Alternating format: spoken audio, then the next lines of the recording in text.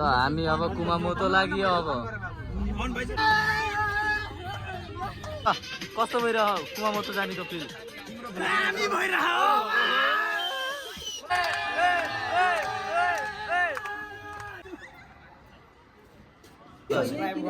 subscribe गरिदिनु पर्यो ल हाई इटाको हो यो हल्का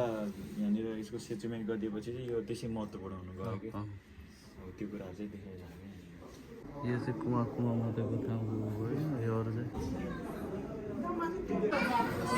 कुमामोतोको माथिबाट देखिने भ्यूहरू देख्न सक्नुहुन्छ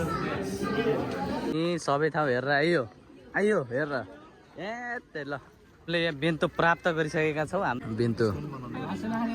जापानिज खाना